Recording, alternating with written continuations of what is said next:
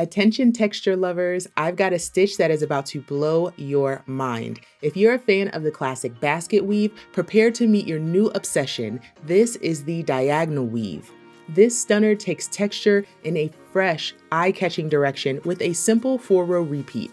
Trust me, once you felt this in your hands, you're gonna be dreaming up cozy blankets, plush pillows, rustic rugs, you name it.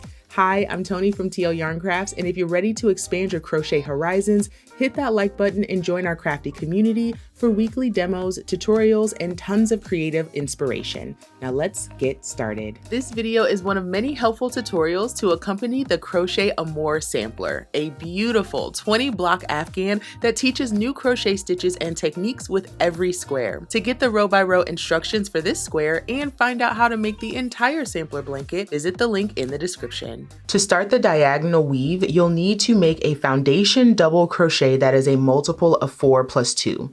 If you prefer to do just regular chains, you can do a multiple of 4 plus 3 and just start working in the second chain from the hook. So I'm going to do foundation double crochets. I like the stretch that it gives to the base, and I just think it looks a whole lot cleaner in this pattern. First step is to make our slip knot and place that on our hook and tighten down. And then we need to chain 2. And now we're going to yarn over and pull up a loop in that first chain that we made right here. Yarn over, pull through 1 loop to start and do that loosely because we'll need to get back into that chain, and then complete the double crochet, yarn over, pull through 2 and 2 again. So there's our first stitch. So the stitch we need to get back into is down here. So it's these 2 loops. So again, I'm going to yarn over, and this time I'm going to go under those 2 loops right there. Yarn over, pull up a loop, keep that loose, yarn over, pull through 1, then complete the double crochet. Yarn over to start, grab the 2 loops. So those loops come from the chain that we created, the yarn over, pull through 1. So we're going to yarn over and pull up the loop, yarn over, pull through 1. So there's our chain 1 and complete the double crochet. One more time together, yarn over to start. We're going to just rotate this fabric that's in our hand, rotate it towards us. And then we can see those 2 loops, insert under both of those, yarn over, pull up a loop, keep that loop loose because that's the loop that we ultimately end up going into, yarn over, pull through 1, through 2, and through 2.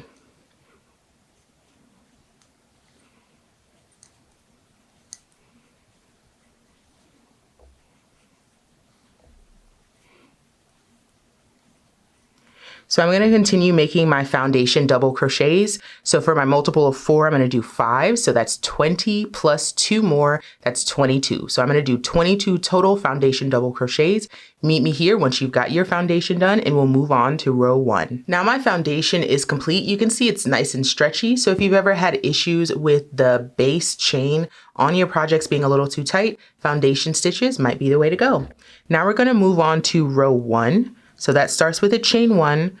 The turning chain does not count as a stitch, so we're going to place our very first double crochet right here in the stitch that's at the base of that chain.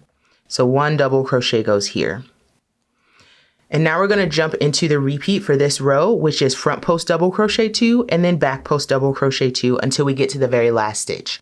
So we've already worked this first stitch, so our next stitch goes here. To work around the post, we're going to yarn over, and for a front post double crochet, we're going to go around the post, bringing the hook back to the front of the work, yarn over and pull up a loop. And from here, we complete the double crochet, just like that. So that's our front post double crochet. We need to make 2 of them. So this one is complete. Let's make another one around this stitch right here. So we're going from front to back to front around the stitch, yarn over, pull up that loop, and complete the double crochet. So those are our 2 front post double crochets, and that was the first double crochet of the row. Now we need to do 2 back post double crochets. So we'll yarn over, and this time we're going from back to front to back around the post of that stitch. Yarn over, pull up the loop, and complete the double crochet. Yarn over, back post double crochet around the next stitch. So going from back to front to back around the body of that stitch, yarn over, pull up the loop, and complete the double crochet. So that's the repeat, 2 fronts, 2 backs. Let's keep going. 2 fronts, right around the post, yarn over to start, front to front around the stitch. So there's your 2 fronts, now 2 backs, back to front to back around the post of the stitch. and complete the double crochet, around the stitch, and complete the double crochet. Let's keep going across the row, and we'll do this until we have just one stitch left. So there's 2 fronts followed by 2 backs. 1 and 2. 2 fronts, 1 and 2. 2 backs, 1 and 2. Almost there. 2 fronts, 1 and 2, followed by 2 backs, 1 and 2. And now we have just 1 stitch left, this one right here. So the top of this stitch are these 2 loops right here. And now we just need to place a double crochet in the top of that stitch. And that completes row 1. So that's just kind of our setup row, but we can already see some of that really nice texture popping out. Let's move on to row 2. So row 2, we chain 1, turn our work, double crochet in the first stitch, and that is followed by a front post double crochet once, and then back post double crochet twice. So this is the one we just worked. We need to back post double crochet around this stitch, as well as the next stitch. And now we jump into the repeat for the row, which is front 2, back 2, just like last time. So front 2. Now this was a back post on the last row, so you'll just need to open this up a little bit to find the body of that stitch. So, sorry, that was front 2. So there's 1 and 2. Make sure you're getting around the body of the stitch, which is this whole post right here. So now for a back 2, there's 1, find the next stitch for 2. Front 2, identify the stitch first, it's right here. So we're going around that body of that stitch. There's 1, here's the next stitch, going around the body for 2, back 2, next stitch is here, around the body, there's 1 and 2. Front 2,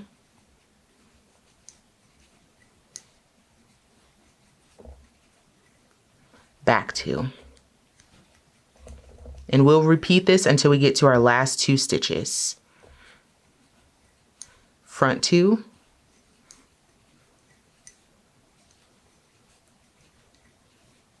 and back 2.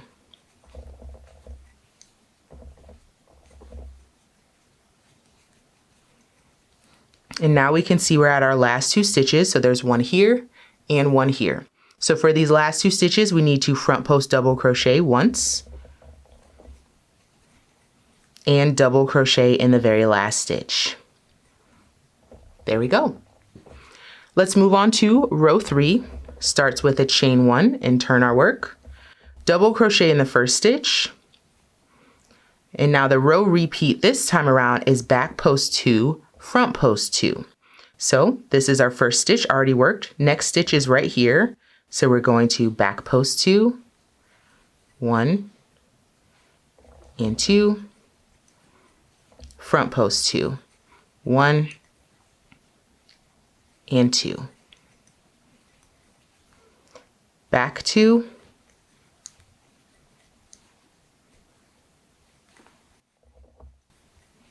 and front 2. This is definitely a trust the pattern kind of stitch, because it creates this overall kind of diagonal weave effect that is just so pretty. But you do have to pay close attention to the pattern to make sure all the post stitches line up properly. But it's much simpler than it looks.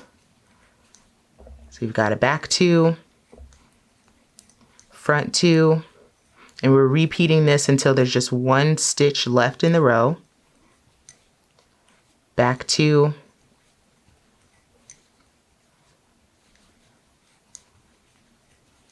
and front 2.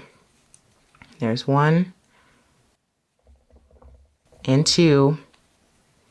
Last stitch of the row is right here. Yep, there it is. So this is what things look like after row 3. We can already start to see that diagonal weave starting to happen. Isn't that so cool? I love post stitches. Oh my gosh. Okay, let's move on to row 4. Row 4 starts with a chain 1 and we'll turn our work, double crochet in our first stitch. Then we need to follow that with a back post double crochet 1. So find our stitch here. So our double crochet went into this first stitch. So our back post double crochet needs to go around this stitch right here. Just like that. We'll follow that with a front post 2. So there's 1 and 2.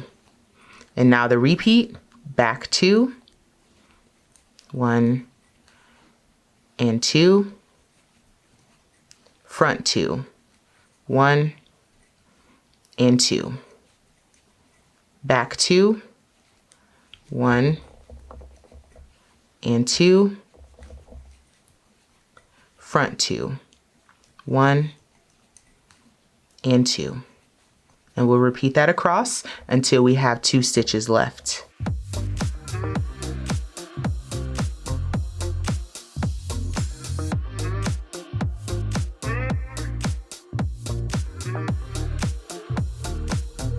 Here at the end of my row, I have 2 stitches left. There's 1 and 2. So for these last 2 stitches, I need to back post 1 and double in the last stitch. Fantastic. Let's move on to row 5. Row 5 starts with a chain 1 and then we turn our work. We need to double crochet in the first stitch and then front 2 and back 2 until we get to our last stitch. So that's the repeat. Front 2, 1, 2, and back 2, 1, 2. Front 2,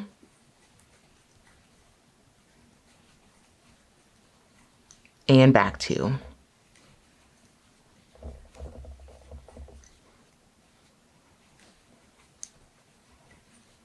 Front 2,